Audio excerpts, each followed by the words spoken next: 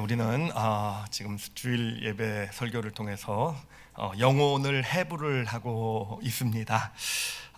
영혼의 해부가 이제 점점 본격적으로 진행이 되는 것 같은데 우리가 좀 오늘도 이제 같이 해부를 할 텐데요. 해부를 하실 때 좀 먼저 좀 두 가지 사실만 명확하게 기억하셨으면 좋겠어요. 첫 번째는 뭐냐면은 첫 번째는 우리 삶에는요 보이는 세계만 있는 것이 아니라 우리에게 보여지고 우리가 이렇게 만지거나 직접 우리의 의식을 통해서는 알 수 없지만 분명히 존재하고 있는 다른 차원의 세계가 있다라는 것, 성경이 우리에게 그 세계를 이야기해주고 있다라는 것, 그 영적 차원의 세계라 그랬죠, 그렇죠? 물질적 차원의 세계가 있으면 영적 차원의 세계 가 있다라는 거. 그리고 물질적 차원의 세계는 우리에게 어떤 편리함을 준다고 한다면은요, 영적 차원의 세계는 물론 뭐 여러 가지로 표현할 수 있겠지만 관계의 축복을 주는 어떤 그런 곳이라고 보시면 될 것 같아요. 그래서 하나님과의 관계, 그리고 또 사람들과의 관계. 사실 사람들과의 관계라는 것은 단순히 물질적 차원의 세계에서의 뭐 많은 걸 누린다고 해서 관계에 축복이 있는 건 아니지 않습니까? 네, 물질적 차원의 세계도 필요하겠지만 무엇보다도 이 영적 차원의 세계에서 어떤 복이 우리에게 임하게 될 때 어떤 관계의 어떤 축복도 누리게 된다라는 거. 우리가 이 두 세계가 존재한다는 사실을 좀 하여튼 보이진 않지만 영적 차원의 세계가 있다라는 걸 믿음의 눈으로 보고 바라보고 받아들이고 이렇게 믿음의 길을 이렇게 걸어가면 진짜 많은 어떤 하나님의 도우심을 받는 유익이 될 것입니다. 그리고 또 하나 기억해야 될 것은 우리가 지금 영혼을 해부하고 있는데 영혼이 어디 있는지 잘 모르니까 지금 그 영혼으로부터 정보를 받아들이는 뇌를 해부하고 있죠, 그렇죠? 뇌를 해부하고 있는데 그 뇌 중에서도 좌뇌와 우뇌를 이렇게 나눠서 이제 해부를 하고 있고요.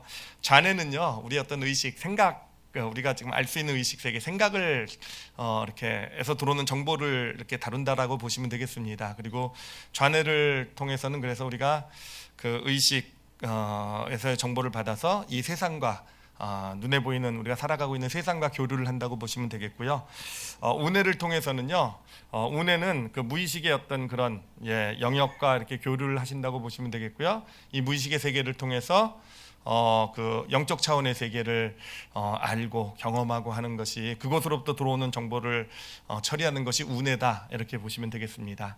그래서 이 두 가지를 영적 차원의 세계가 있다라는 것과 또 지금 좌뇌와 우뇌를 가지고 우리가 좀 이것도 좀 편리를 위해서 구분해서 저희가 이렇게 함께 영혼의 해부와 영혼을 함께 해부하는 과정을 가고 있습니다.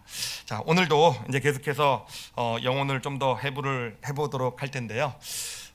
이제 오늘도 좌뇌와 우뇌를 가지고 해부를 해보도록 할 텐데요.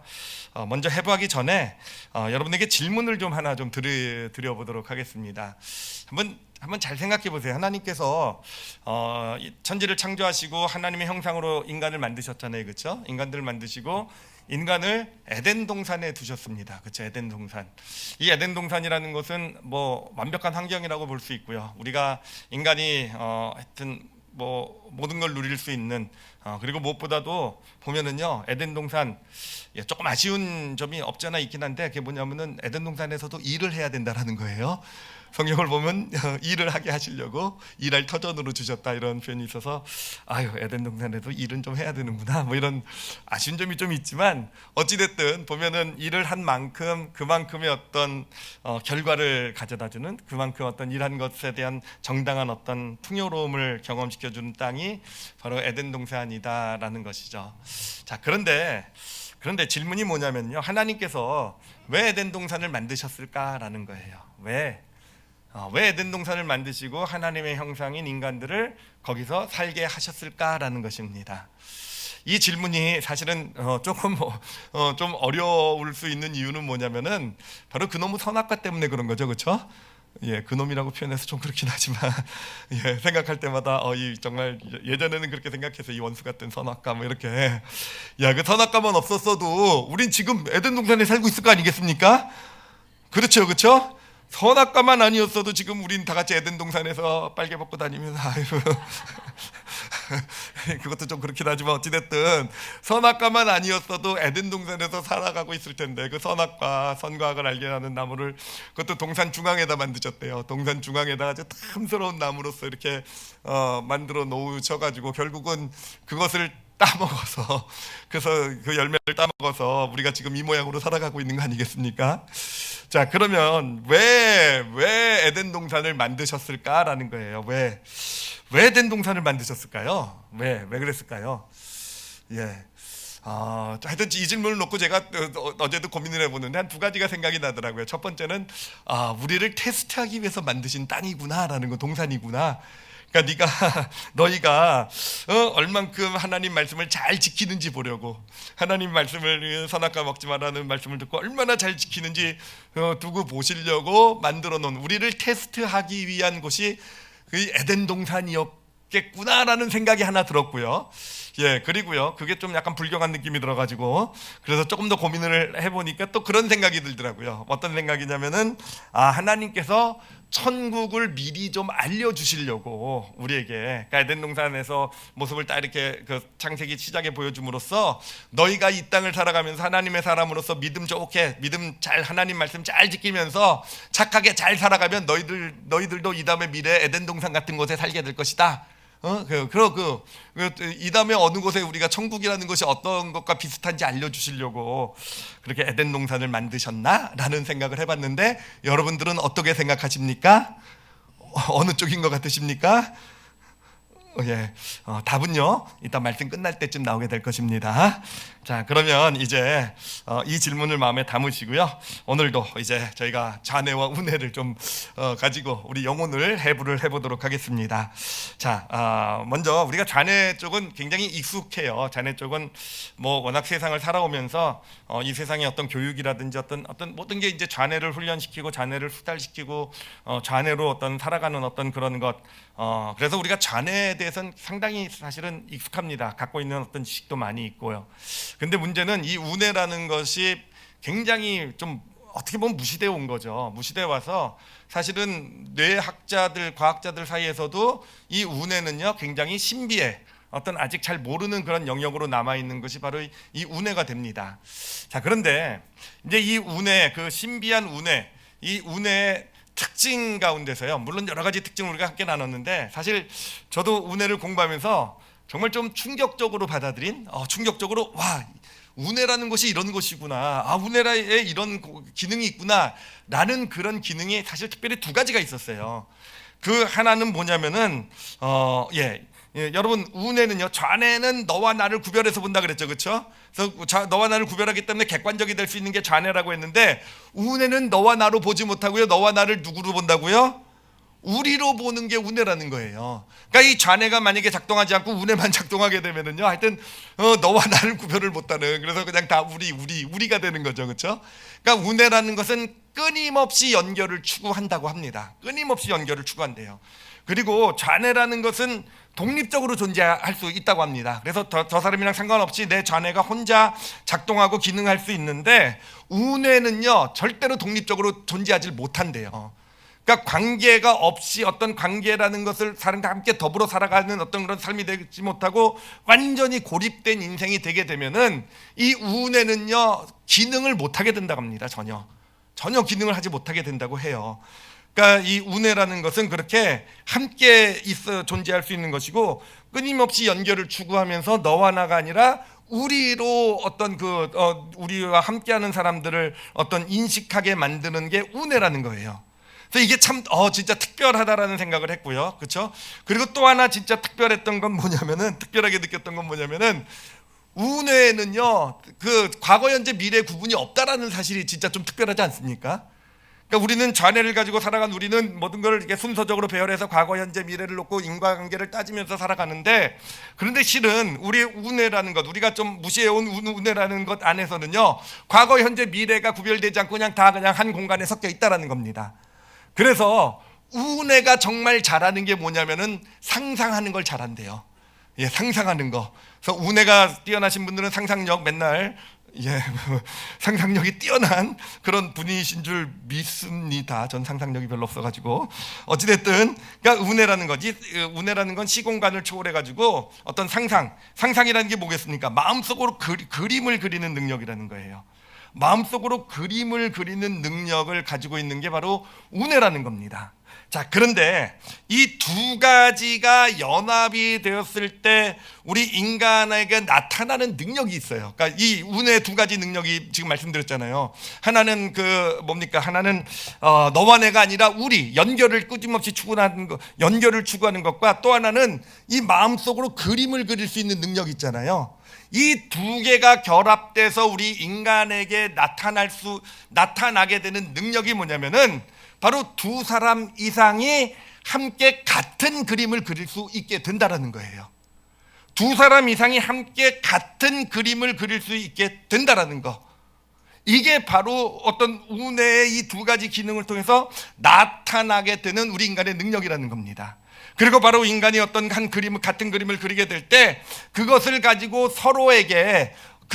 이제 좌뇌 기능이 언어 아니겠습니까? 그 그린 그림을 언어라는 좌뇌 기능을 가지고 서로 공유하면서 함께 그것을 위해 협력할 수 있는 존재가, 그것을 이루어가기 위해서 함께 협력할 수 있는 존재가 바로 인간이라는 거예요.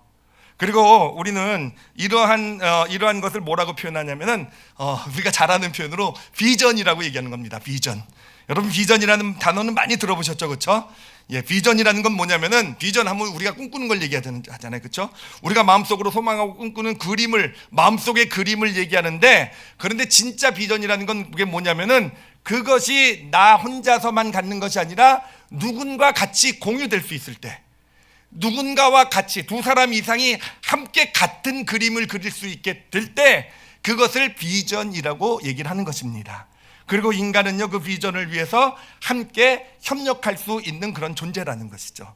자, 그런데 이게 참 특별한 이유가 뭐냐면은, 여러분, 이 비전, 같은 그림을 그리고 함께 협력할 수 있는 이 능력이라는 것은요, 오직 인간에게만 있대요. 오직 인간에게만 있대요. 제가 이에 대한 공부를 하게 된 게 한 2년 전쯤에, 혹시 기억할지 모르겠지만 여러분, 코끼리와 기수라는 말씀을 나눴던 그런 기억 안 나실 줄 믿습니다. 하여튼 그 책을 읽으면서 그때도 참 아주 재밌게 어떤 그런 봤던 내용이 되는데, 그때 보면은요, 어떤 원숭이 침팬지 전문 하여튼 세계적인 권위자라고 하죠. 예, 혹시 궁금하시면 나중에 물어보시면 제가 문자로 누군지 이름 찾아가지고 보내드리도록 할게요. 지금 이름까지는 조사를 안 해가지고 왔는데, 하여튼 그 학자가 연구에서 발표한 게 뭐냐면은, 침팬지에 대한 논문이 뭐냐면은, 침팬지라는 존재는요, 사실은 인간 다음으로 IQ가 높다고 합니다. 그러니까 평균적으로 인간 다음으로 높고요. 그리고 침팬지 중에서 진짜 IQ가 좋은 침팬지들은요, IQ가 120이라고 해요. 120까지 된대요. 예, 놀라신 이유는 본인보다 그 IQ가 좋아서 그런 거죠. 침팬지가 나보다 IQ가 좋다니, 이 사실 때문에 감탄하셨는 줄 압니다. 그러니까요, 사실 뭐 뜨끔하잖아요, 그렇죠? 야, 저 침팬지 무시했는데 어쩌면 제가 나보다 머리가 더 좋을 수도 있어요, 여러분. 아시겠죠?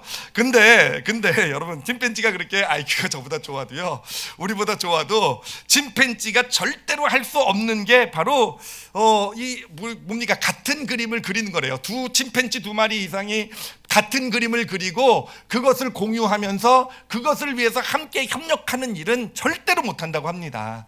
그러면서 그 책에서 그 사람이 연구한 어떤 그런 실험의 내용을 이렇게 보여주는데, 그 내용이 어떤 내용이었냐면은, 예를 들면은 침팬지 이제 마을이 있어요. 마을이 있는데 그 침팬지 마을에 다니는 길에 이제 통나무가 하나 이렇게 넘어져서 쓰러져 있다고 생각을 해보세요. 그러면은 우리 인간 같으면 그것을 보면서 저게 다니는 길이 이제 좀 불편하잖아요, 그렇죠? 그러니까 머리로 어떤 그림을 그리게 되고요, 저걸 옮기는 그래서 불편함을 없애는 어떤 그런 꿈을 꾸게 되고, 그림을 그리게 되고, 그것을 서로 공유하면서, 그러니까 우리가 협력해서 두세 사람이 해서 너는 한쪽을 들고 난 이쪽을 들고, 어떤 저쪽 사람은 길을 좀 숲을 좀 치우고 이러면서 이 나무를 옮겨 놓자, 이렇게 함께 협력해 가지고 그 나무를 치울 수 있잖아요. 근데 여러분, 이 침팬지는요, 절대로 그렇게 못 한대요. 절대로 그렇게 못한대요. 그거를 증명한 사람이 바로 제가 말씀드린 그분이고요. 그것을 그 내용을 제가 책에서 읽은 거예요. 그러니까 두세 마리 이상의 침팬지가요 함께 협력해서 저건 불편해, 우리 바울을 위해서 우리가 옮겨야 되겠지, 같은 어떤 소망 그림을 나누면서 그것을 위해서 같이 협력하는 일은, 협력하는 것처럼 보이는 일은 본능적으로 할 수 있대요. 그렇지만 진짜 그렇게 어떤 상황 가운데서 어떤 소위 말하는 비전을 나누면서 그 비전을 위해서 함께 협력하는 일은 침팬지, 가장 머리가 좋다는 침팬지도 할 수 없다라는 것입니다. 여러분, 이것이 인간만이 가진 특징이라는 거예요. 인간만이 가진 능력이고 인간만이 가진 특징이라는 것입니다. 제가 그 책에서 사실은 읽으면서 또 굉장히 좀 마음에 와닿았던 부분이 뭐냐면, 정말 그렇겠구나라고 생각했던 게 뭐냐면은 물론 다른 동물들도 여러 가지 방법을 통해서 소리라든지 어떤 손동작이라는 걸 통해서 이렇게 어떤 기본적인 언어를 통해서 소통을 하잖아요. 그런데 여러분, 사실 우리 인간만이 정말 굉장히 복잡한 수준의 언어를 가지고 소통하고 있는 건 너무 잘 아시죠, 그렇죠? 근데 우리 인간이 그렇게 복잡한 수준의 어떤 것을 가지고, 우리보다 어떤 침팬지는 우리보다 머리도 더 좋지만 우리처럼 그렇게 복잡한 언어는 영화에서 밖에는 못해요. 영화에서 무슨 혹성탈출인가 거기서 보니까 그렇게 하던데, 걔네들 빼고는 못한다라는 거예요. 그러니까 우리 인간이 언어의 어떤 능력을 가질 수 있었던 이유를 뭐라고 보냐면은 바로 여기에서 보는 겁니다. 우리 인간의 언어가 발전한 능력 이유가 뭐냐면은 같은 그림을 그리잖아요, 그렇죠? 그러면 그 그림을 그린 것, 어떤 마음에 들었던 소망과 꿈을 같이 공유할 수 있는 능력이 있다 그랬잖아요, 그렇죠? 인간에게만. 그러니까 그것을, 자기가 그린 그림을 함께 공유하면서 그것을, 같은 그림을 같이 그려가는 그런 과정 가운데서, 그것을 소통하려고 하는 과정 가운데서 인간의 언어가 그렇게 발전하게 되었다라는 거예요. 인간의 언어가 그렇게 복잡한 모습까지 갖게 되었다라는 겁니다. 그러니까 우리 인간이 자랑하는 언어의 능력이라는 것도 사실은 어떤 그 언어의 능력, 그 자체, 그 자체가 어떤 인간만이 가진 능력이 아니라, 근본이 되는 것은 무엇이냐? 다른 모든 동물들과 구별되는 근본이 되는 능력은 뭐냐면, 여러분, 꿈꿀 수 있는 능력이에요. 마음속으로 같은 그림을 그릴 수 있는 능력, 비전을 품을 수 있는 능력, 비전을 품고 함께 협력할 수 있는 그것이 바로 인간만이 가진 그런 능력이 된다는 것입니다. 자, 그런데 여러분, 그러면 인간만이 가지고 있는 능력이라는 의미는 뭐겠습니까? 여러분, 그것이 바로 하나님의 형상이라는 거예요. 하나님께서 인간을 창조하실 때 오직 모든 다른 동물들과 구별된 어떤 모습이 된 이유가 뭐겠습니까? 하나님께서 우리를요 하나님의 형상으로 창조하셨기 때문이라는 거예요. 그러니까 인간만이 하나님의 형상이라는 거죠. 그러면은 하나님의 형상으로서 우리 인간이 가지고 있는 것이 뭐겠습니까? 인간만이 가지고 있는 특징이요, 그게 바로요 함께 같은 그림을 그리고요 그것을 위해서 함께 협력해 갈 수 있는 존재라는 것입니다. 여러분, 저는 사실 이제 신학 공부도 하고 하나님의 형상에 대해서 사실 굉장히 중요한 주제이기 때문에 많이 공부도 하고 연구도 해봤는데, 하여튼 그러면서 지금까지 이렇게 하나님의 말씀 묵상하고 하면서 점점 더 확신을 갖게 되는 게 뭐냐면은, 우리가 하나님의 형상이라고 했을 때 그 형상이라는 핵심은요 다른 데 있는 게 아니더라고요. 여러 가지로 이성이 있고 언어도 있고 여러 가지 사회생활 여러 가지를 얘기하지만, 아니요, 하나님의 형상으로서의 가장 근본이 되는 게 이건 것 같아요. 이건 거라고 저는 사실 개인적으로 그렇게 지금은 확신하고 있어요. 우리 인간만이 가지고 있는 하나님이 주신 하나님의 형상으로서의 특징은 함께 같은 꿈 꾸고요 같이 협력할 수 있는 능력이에요. 사실 우리가 믿는 하나님은요 굉장히 신비한 하나님이죠. 왜 신비하냐면, 다른 종교에는 없는 개념이 있잖아요. 하나님, 신에 대한 개념이 있잖아요. 우리는 우리 하나님을요 삼위일체 하나님이라는 거 여러분 아시죠, 그렇죠? 이거 굉장히 신비하지 않습니까? 이게 삼위일체면 하나님이 그럼 세 분인가? 라고 생각하면 분명히 세 분은 계셔요, 그렇죠? 근데 성경은요 유일신이라 그러잖아요, 그렇죠? 그 세 분이 또 하나래요. 굉장히 왜 이렇게 복잡하게 존재하고 계시는 걸까? 정말 우리가 머리로 이해하기 힘든 삼위일체, 세 분의 인격체가 각각 따로 계신데, 각각 독립적인 어떤 의지를 갖고 계신 세 분의 인격체가 따로 계신데, 그분이 또 하나님이라는 거예요. 근데 여러분, 이게 무슨 의미냐면요, 이게 삼위일체 하나님이라는 것이 결국은 어떤 것을 우리에게 보여주려고 하는 것이냐면은, 하나님이란 분은요 혼자서 뭔가 뜻을 세우고 계획을 세워가지고 뭔가를 이뤄가시는 분이 아니라, 하나님이란 분이 바로 이 세 분 인격체가 있으면서 세 분이 같은 그림을 그리시는 분이라는 거예요. 같은 그림을 그리면서 그 일을 위해서 함께 협력해 가고 계신 분, 가진 것, 이게 바로 삼위일체 하나님의 의미가 되는 거예요. 삼위일체 하나님이란 이 세 분 하나님은요, 온 인류의 구원이라는 같은 그림을 그리고 계세요. 우리 인간을 구원하셔서 인간을 통해 하나님의 나라를 이루어 가시는 같은 그림을 하나님께서 세 분 하나님께서 같이 그리고 계신다라는 거죠. 그렇죠? 그 그림을 위해서 이 세 분 하나님께서 또한 함께 협력하고 계시는 거 아니겠습니까? 성부 하나님은 모든 인간의 어떤 인류 구원의 계획을, 모든 것을 계획하시고 주관하고 계신 분이 성부 하나님이시라고 한다면, 성자 하나님은 이 땅에 오셔서 하나님의 계획을 실질적으로 우리 삶 가운데 나타내 보여주시고 이루어 주신 분이 성부 하나님 예수님이라고 한다면, 성령 하나님은 이제 믿는 우리 가운데 임하셔서 그 하나님의 뜻이 구체적으로 우리 삶 가운데 나타나도록 하시는 분. 여러분 맞죠? 그렇죠? 삼위일체 하나님이라는 것, 이론적으로 어떻게 우리가 또 정답은 따로 있을지 모르겠지만, 삼위일체 하나님을 통해서 우리에게 보여주시기를, 하나님께서 나타내 보여주시길 원하시는 것은, 삼위일체 하나님이라는 분은 세 분 하나님이 같은 그림을 그리면서, 그 그림을 공유하면서, 같은 비전을 가지고 계시면서, 그것을 위해서 세 분 하나님이 함께 협력하고 계시다라는 것.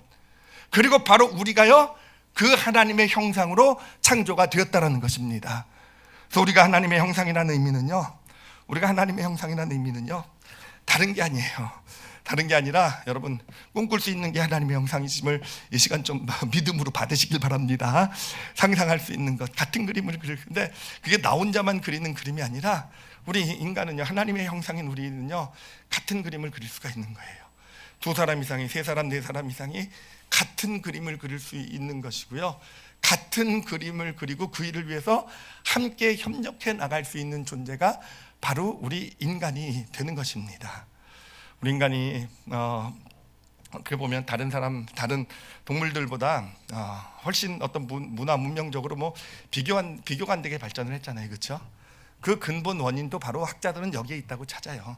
뭐냐면, 우리 인간만이요, 같이 무리를 지어서 살 수 있다는 것, 무리를 지어서 살면서 같은 그림을 위해서 이 어떤 한 무리의 사람들이 같이 협력할 수 있는 거, 이게 다른 동물들과 구별된, 인간을 지금 이렇게 가장 앞선, 문명적으로 앞서고 잘 나가는 이런 인간으로 만든 능력이 바로 여기 있다라고들 학자들, 이거는 기독교 학자가 얘기하는 게 아니에요. 인류 학자들, 어떤 심지어는 진화론자들까지도 그렇게 얘기하고 있는 것, 바로 인간이 같은 그림을 그릴 수 있고 함께 협력할 수 있는 그런 존재가 우리 인간을 탁월하게 만들었다는 거예요. 그리고 성경에서도 보면요, 이게 진짜 중요한 게, 여러분 기도할 때도 하나님 그런 얘기를 하셨어요. 두세 사람이 함께 마음을 합쳐서 하나님께 기도하면 하나님께서 반드시 응답하시겠다고 얘기하셨어요. 그 의미가 뭐겠습니까? 기도할 때 우리 두세 사람이 이상이 같이 기도한다는 건 뭐겠습니까? 결국 기도하면서 하는 게 뭐겠습니까? 같은 제목으로요, 기도하면서 같은 그림을 그리는 거잖아요. 그래, 우리 정말 하나님의 뜻은요, 우리를 하나님의 형상으로 창조하신 뜻은, 우리가 그렇게 같은 그림을 그리고 하나님께 간구할 때, 정말 같은 그림을 공유할 수 있을 때, 그것을 품고 같이 그 그림에 대한 소원을 가지고 협력해 나갈 수 있게 될 때, 하나님은 그런 기도는요, 반드시 응답하시겠다는 거예요. 반드시 응답하시겠다는 거예요. 그래요, 여러분 앞으로 혼자 기도하지 마시고, 혼자도 기도하시지만 기도 제목 같이, 가족이 같이 함께 기도하는 게, 능력 있는 게 바로 거기 있어요. 자녀의 어떤 남편의 아내 서로 같이 마음을 합쳐서, 그 제목이 어떤 제목인가는 어쩌면 사실은 중요하지 않을 수도 있어요.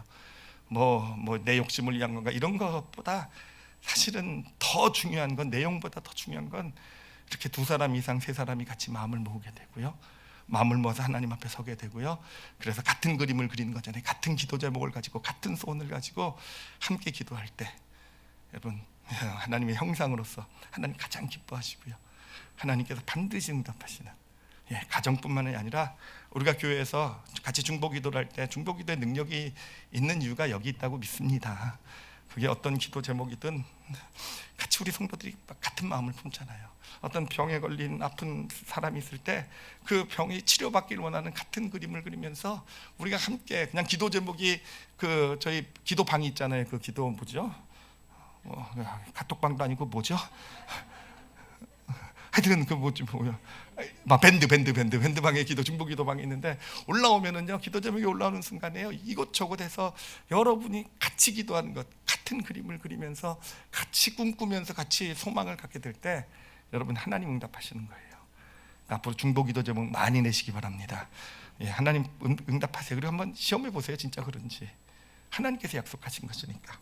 하여튼 어찌됐든 우리가 정말 기억해야 될 것은 뭐냐면은 우리 인간이란 존재는 하나님께서 운해와 잔해를 주셨잖아요. 그리고 하나님의 형상으로 창조하셨다는 것은 뭐냐면은 바로 우리 운해는요, 그림을 그릴 수 있는 능력이 있어요.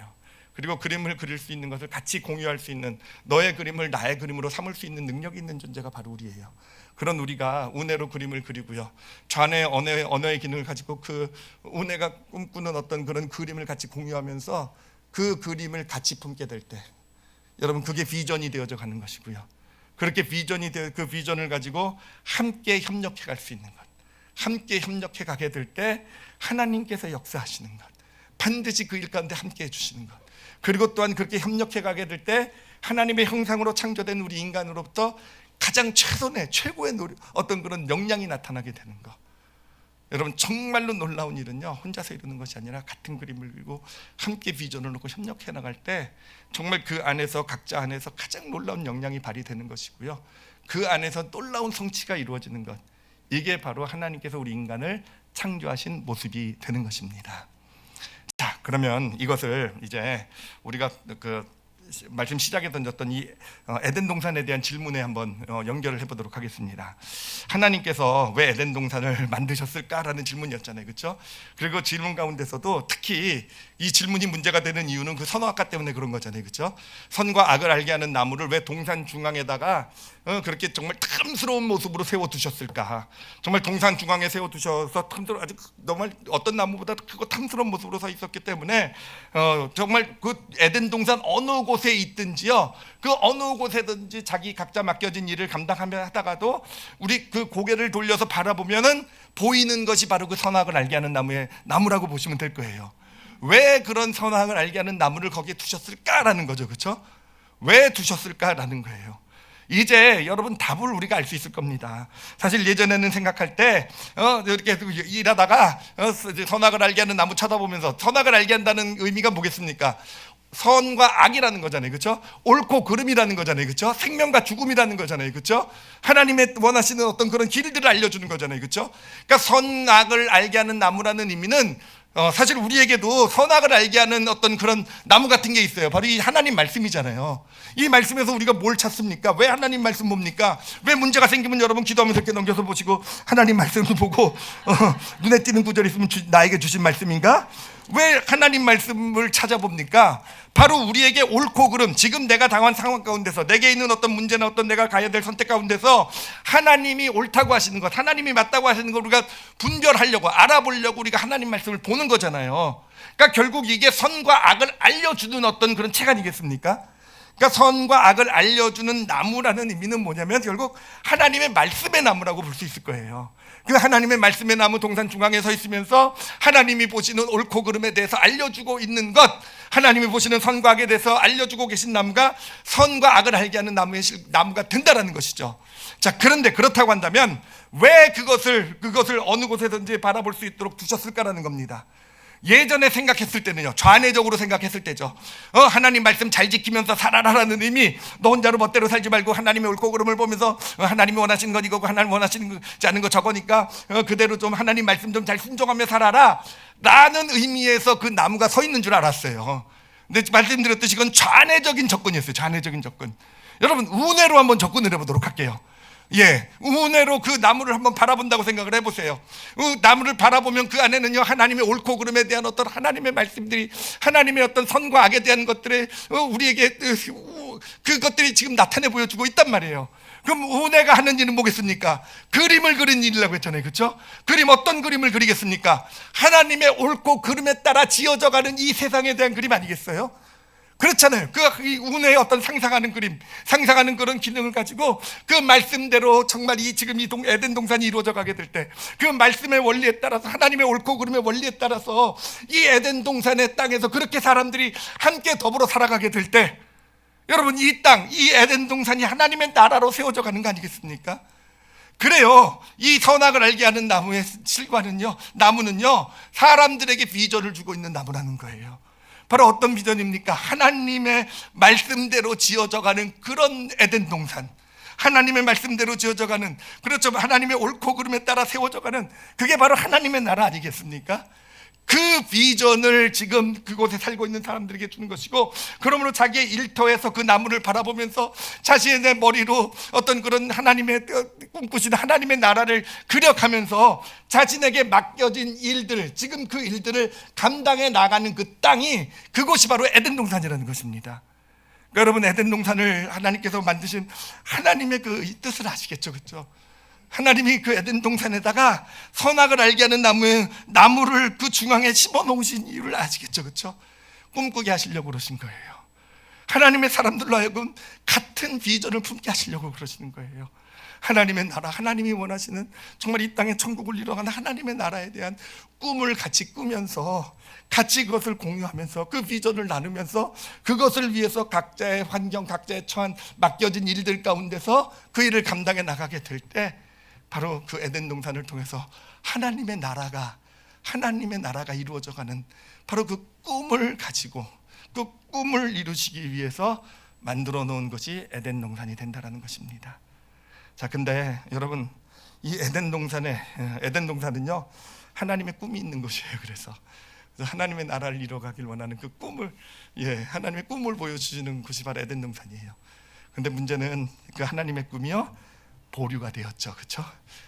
무산된 것이 아니라 보류가 되었어요. 왜 보류가 되었습니까? 우리 인간이요, 선과 악을 알게 하는 나무의 실과 열매를요 따 먹었죠, 그렇죠? 따 먹었다는 의미는 뭐겠습니까? 이 선악과를 따 먹었다는 의미는 뭐겠습니까? 그것은요, 다른 게 아니에요. 이제는요, 더 이상 하나님의 꿈, 하나님의 비전, 하나님의 옳고 그름, 선과 악을 통해서 이루어져가는 나라를 더 이상 꿈꾸지 않겠다라는 거예요. 이제는 나는 무엇을 위해서 살아갈 것인가? 내 나라죠, 그렇죠? 내 옳고 그름을 따라서 정해가는, 내 옳고 그름을 따라서 만들어져 세워져가는 그 나라를 마음속에 그리면서 그것을 위해서 살아가겠다라는 게요, 이게 바로 선악과를 따먹은 것이고요, 이게 바로 원죄의 의미가 되는 것입니다.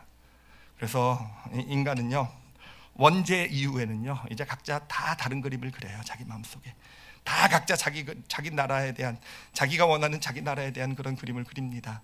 내가 그리는 자기 나라의 그림과, 그래요, 제 아내가 그리는 자기 나라의 그림이 다를 거예요, 그렇죠? 우리는 같은 줄 믿습니다. 어찌됐든요, 원죄 이후로요, 모든 인간은요 다 자기가 옳고 그름이 다 자기의 옳고 그름을 가지고 자기가 원하는 나라를 지어가기 위해서 살아가게 되었다라는 것입니다. 자기가 그리는 그림을 이루기 위해서요, 어떻게 합니까? 다른 사람과 협력할 수 있어요? 원하는 그림이 다른데 어떻게 해요? 내 나라의 그림이 저 사람의 나라와는 다른데 어떻게 해요? 그러기 때문에 서로 경쟁하고 다투고, 그렇죠? 그러기 때문에 내 나라, 내 그림을 그리는 게 중요하기 때문에 내가 힘이 있을 때 다른 사람들을 내 밑에, 내 꿈을, 내 비전을 위해서 그 사람을 사용하고요, 그렇죠? 힘을 가지고. 이게 세상의 모습 아니겠습니까? 인류의 역사를 보면은요, 인류의 역사는 그런 역사예요, 그렇죠? 서로 각자 어떤 나라들을, 족속들, 민족들이 다 각자의 나라를 꿈꾸고 있어요, 그렇죠? 다 각자의 나라를 꿈꾸면서 결국은 각자의 그리는 그 나라가 다르기 때문에 그것 때문에 다투고 전쟁도 하고, 이게 바로 인류 역사의 모습이라는 겁니다. 사실 오늘날 이 세계도 그렇지 않습니까? 여러분, 중국이 꿈꾸는 나라와 미국이 꿈꾸는 이 세상 다르잖아요, 그렇죠? 한국이 꿈꾸는 세상과 북한이 꿈꾸는 세상 다르잖아요, 그렇죠? 일본은 빼도록 할게요, 요즘 민감하니까. 어찌됐든 결국은 이렇게 지금 이 세상이 다 갈등과 다툼 가운데 있는 이유가 뭐겠습니까? 나라들마다 다 자기가 그리고 있는, 어떤 마음속에 그리고 있는 그 그림이 다르기 때문에, 정말 어떤 나라를 세워가길, 어떤 세상이 되기를 원하는지에 대한 그림이 다르기 때문에, 그것 때문에 지금도 갈등하고 다투고 서로 견제하고 이렇게 살아가는 게 이 세상의 모습이잖아요. 아니, 그냥 큰 나라들만 그러겠습니까? 이 조그만 한 나라에서도요, 각자 인터넷만 보면요 맨날 싸우는 얘기만 올라오잖아요, 그렇죠? 뉴스에 보면요. 왜 그렇습니까? 이 사람들이 그리는 어떤 그림과 나라에 대한 그림과 이 사람들이 그리는 나라의 그림 다르잖아요, 그렇죠? 이 그림이 다르기 때문에 내가 옳고 내 나라가 이루어져야 되고, 내가 꿈꾸는 나라가 옳은 나라고, 아니다 내가 옳은 나라다, 그러기 때문에 다투고 갈등하고 원수처럼 싸우고 있는 거 아니겠습니까? 여러분 가정에서도 그래요. 제가 제 아내랑 얘기했지만 사실 부부 사이에요, 왜 갈등이 있고 왜 다툼이 있겠습니까? 왜 부모와 자녀 사이에 갈등이 있고 왜 다툼이 있겠어요? 왜냐하면 부모가 그리고 있는 이 가정의 모습, 내 자녀의 어떤 그런 마음속에 자녀의 삶에 대한 그림과 자녀가 자기의 삶에 대해서 그리고 있는 그 그림, 내 그림, 그 그림이 다르기 때문에 그런 거잖아요. 그 그림이 결국은 다투고 충돌하면서 결국 부모가 힘이 있으니까 넌 그런 쓸데없는 생각하지 말고 쓸데없는 얘기하지 말고, 그러면서 부모와 자녀의 사이도, 가장 가까워야 되는 아내와 남편 사이도요, 우리는 같은 꿈 그리는 거 맞죠? 그렇죠? 제가 설교할 때도 굉장히 정치적이 되는데 왜 그렇습니까? 다른 그림 그리니까. 그렇죠? 다른 그림 그리니까요. 그래서 그래서 우리가 하나님의 형상을 잃어버렸다는 이유는요, 잃어버렸다는 것은 결국 우리로 인간이요, 같은 그림을 그릴 수 있는 능력을 상실했다라는 거예요. 그렇죠? 그리고 함께 협력, 진짜 마음을 내 함께 협력할 수 있는 그런 능력을 상실하게 되었다라는 것. 흔적만 남았죠. 흔적만 남아서 어떤 껍데기인 비전을 가지고 뭔가 자기 나라를 이뤄가기 위해서 뭔가 힘 있는 사람들이 이뤄가는 어떤 그것이 마치 정말 올바르된, 더 이상은 얘기 안 하겠습니다. 어찌됐든 그런 하나님의 형상이 사라진 게 우리의 모습입니다. 그런데 우리가 예수 그리스도를 믿고 구원을 받았다는 의미는요, 그렇다면 무엇인지 아시겠죠? 그렇죠? 이제는 하나님의 형상이 우리 안에 회복이 된 거예요. 여러분, 예수님을 구주로 영접하셨고 이제 하나님의 형상이 회복되었으면 우리에게서 나타날 수 있는 이제 가장 중요한 능력은 뭐겠습니까? 이제 같은 그림을 그릴 수 있게 되신 거예요. 이제는요, 같은 꿈을 꾸고요, 그것을 함께 나누고요, 그것을 위해서 함께 협력할 수 있는 그런 존재가 우리가 된 것입니다. 그래요. 저는 하나님의 꿈이 바로 여기 있는 것 같아요. 우리를 구원하신 하나님의 꿈이요.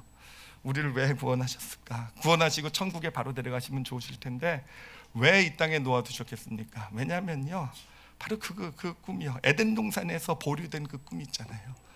우리 하나님의 사람들이 하나님의 말씀을 기준으로 해서 같은 그림을 그리면서, 같은 그림을 나누면서 하나님의 나라를 이루가기를 원하셨던 그 에덴 동산에서 보류된 그 꿈을요, 지금 우리를 통해서, 하나님을 믿는 사람을 통해서 하나님 이 땅 가운데 이루시기를 원하시는 거예요.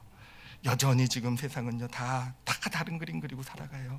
보면 여전히 한 가족을 보도요, 그 가족에서 엄마가 그리는 그림, 아빠가 그리는 그림, 자녀가 그리는 그림, 다 그것이 다르면서 그 안에서 갈등하면서 힘들면서 살아가는 이 세상 가운데서 정말 크리스천 가정이라고 한다면, 하나님의 가정이라고 한다면, 이제는 너희는 같은 그림을 그릴 수 있으니 정말 하나님의 말씀을 보면서, 하나님의 말씀을 마음에 품으면서 하나님이 꿈꾸게 하신 것, 하나님이 꿈꾸게 하신 가정을 같이 가족들이, 부모가, 자녀가 같이 꿈을 꾸면서 그 비전을 가지고 함께 협력해 가라는 거예요.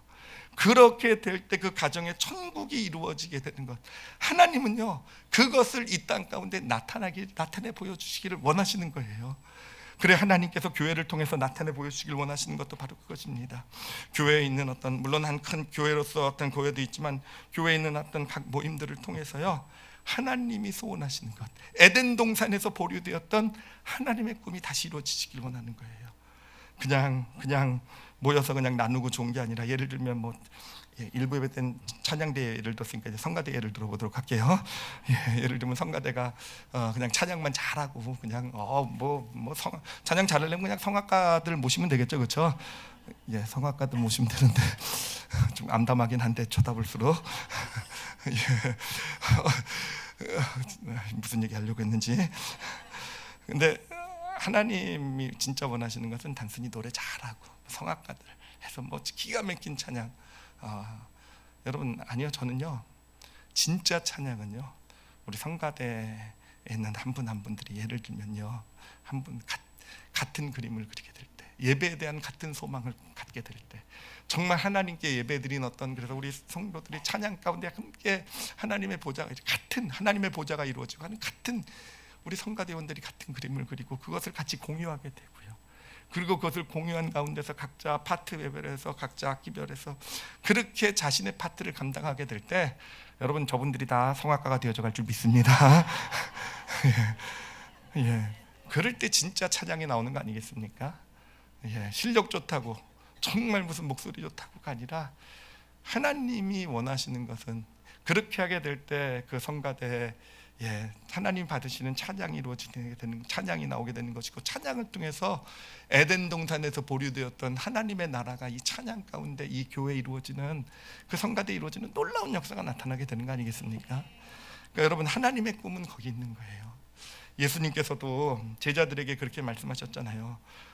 서로 사랑하라 그러시고요. 너희가 서로 사랑하면 세상이 너희가 내 제자인 줄 알리라 라고 말씀하셨잖아요. 여러분, 서로 사랑하라는 의미가 뭐겠습니까? 전혀 그것이요, 서로 같은 그림을 그리고요, 함께 같은 그림을 공유하고 함께 서로 협력하라는 의미라고 생각해요. 같은 그림을 그리고요, 하나님 나라를 위한 같은 그림을 그리면서 함께, 진짜 두 사람 세 사람 이상이 함께 협력해 갈 때, 여러분, 세상에는 그런 모임이라고는 없거든요. 진짜 뭐 같은 그림을 그리고 목표를 가지고 나가는 것처럼 보여도 다 자기 이기심이 있고요, 다 자기가 원하는 어떤 그런 거, 다 그 안에 마음은 갈라져 있기 때문에 진짜 그 안에서 진짜 천국이 이루어지진 않아요. 이익은 있을지 모르겠지만 그래요. 근데 하나님의 사람들이 같은 하나님의 나라를 꿈꾸면서 같이 같은 그림을 그리면서 각자의 위치에서 협력해 나가게 될 때, 그래서 그 안에 천국이 이루어져 가게 될 때, 그리고 그 안에서 각 사람에게서 하나님의 형상이 나타나게 될 때, 여러분, 세상은 보게 되는 겁니다. 세상에는 그런 모임이 없거든요. 세상에서는 그런 게 없거든요. 같은 그림을 그리면서. 그래서 세상에는요, 정말 우즈벡 알지도 못하는 4명의 어떤 그런 농화 성도들이 왔다고 해서 마음을 모아서 자기에게 있는 것, 오는 것이 있는 것도 아닌데 그렇게 같이 나누면서, 여러분, 그러면서 함께 즐거워할 수 있는 그런 데는 세상에 없거든요. 그런 모습들이 나타나면서, 그러면서 여러분 기뻐하시잖아요. 그러면서 감사하시잖아요. 그러면서 모르도 모르는 새 우리 안에 진짜 임하고 있는 어떤 마음에 임하는 어떤 그런 기쁨, 행복, 만족, 이게 바로 천국 아니겠습니까?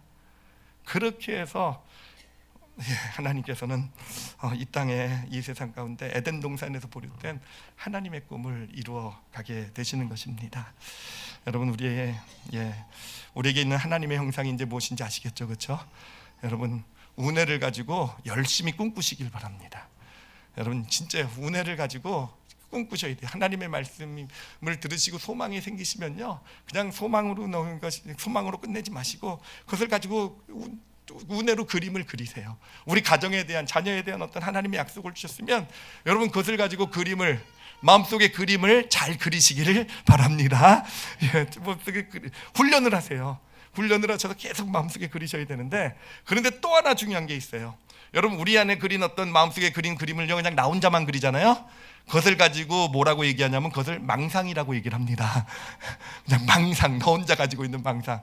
근데 놀라운 것은 뭐냐면은, 내가 하나님 말씀 가운데 품은 어떤 소망, 내 안에 있는 그림을요, 누군가와 같이 나누게 될 때, 내 언어를 통해서, 이 좌뇌의 기능이죠, 이 언어를 통해서 누군가와 같이 나누고, 그래서 내 옆에 있는 누군가와 그 그림을 같이 공유하게 될 때, 여러분, 그것은요, 더 이상 망상이 아니라 뭐가 됩니까? 비전이 되는 거예요.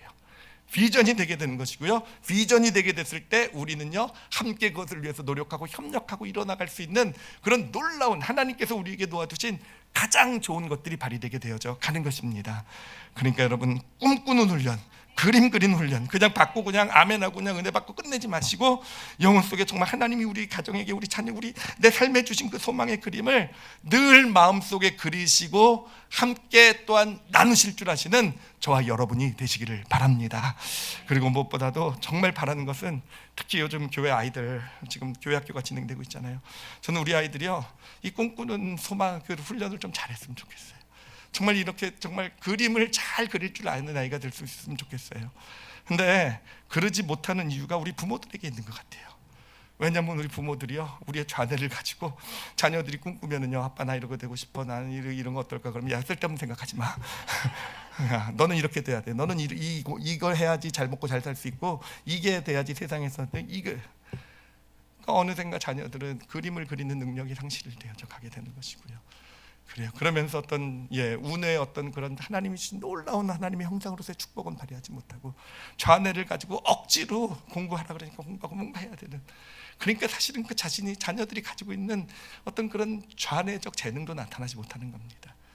그러나 자녀들이 얘기하는 것이 허황된다 할지라도요, 여러분 인정해 주세요. 존중해 주세요. 존중해 주세요. 제가 하여튼 경험도 하고 있는 것이고, 또 더 경험하길 원하는 게 뭐냐면, 제가 깨달은 것이요, 자녀의 자녀뿐만 아니라 우리 모두입니다. 우리가 마음속을 그리는 그림은요, 어떻게 보면 허황된 걸 수도 있어요. 어떻게 보면 좀 이상한 걸 수도 있어요. 근데 여러분, 그것이 언어로 표현이 되고요, 언어로 계속 표현이 되고, 그것을 누군가가 계속 인정해주고 존중해주게 될 때 그 그림이요 바뀌게 된다는 거예요. 그 그림이 실제적인 게 된다는 거예요. 그 그림이 어느샌가 허황되고 뭔가 그런 것에서 정말 하나님이 원하셨던 그 그림으로 되어져가는 그런 축복도 누리게 된다는 것입니다. 그래서 내가 가지고 넌 이런 꿈을 꿔야 돼, 너는 이게 아니라 존중해주고 받아주게 될 때 어느샌가 처음에는 참 유치해 보일 수도 있고, 처음에는 어떻게 보면 말도 안 되는 것처럼 보일 수 있고 하는 자녀의 어떤 꿈과 소망이 어느샌가 그 가운데서 조금씩 나이가 들어가면서 진짜 하나님 안에서 그 아이에게만 주신 하나님의 비전으로 자리 잡게 되는 것. 그렇게 되면 그 아이에게서요 함께 협력할 수 있는 능력, 그것을 이루어가기 위해서 스스로 노력하고 스스로 역량을 발휘할 수 있는 그런 축복도 나타나게 되는 것입니다. 오늘 말씀에서 기억하셔야 될 것은요, 하여튼 비전이라는 것이 하나님의 형상, 우리 형상으로 창조된 우리에게 주신 하나님의 축복이라는 것 영혼에 꼭 담으시고요. 상상하는 게 먼저입니다. 꿈꾸는 게 하나님의 형상으로서 진짜 그 이 땅에 하나님의 나라를 이루어가는 데 있어서 정말 우리가 비전을 품는 게 먼저라는 것, 꿈꾸고 상상하시고 하나님 말씀 주신 도망 가지고 마음에 품으시고 그리시고, 그리고 그것을 언어로 공유하시고 함께 나눠가시고, 두 사람 이상이라 그랬어요. 꼭 어떻게든지 한 사람이라도 나와 같은 꿈을 공유할 수 있는 그런 사람을 세워가게 될 때, 그때 두 사람이 될 때부터 본격적으로 하나님이 그것을 함께 이루어가신 역사가 나타나게 될 것입니다. 하나님의 형상으로서 삼위일체 하나님을 닮은 우리 인간으로서 그렇게 함께 같은 꿈을 꾸시고 그 비전을 위해서 함께 협력해 나가실 줄 아시는 그런 저와 여러분이 되시기를 예수님의 이름으로 축원합니다. 기도하시겠습니다. 이 시간 기도하실 때요, 좀 이상한 말이지만 자네는 좀 멈춰보시고요,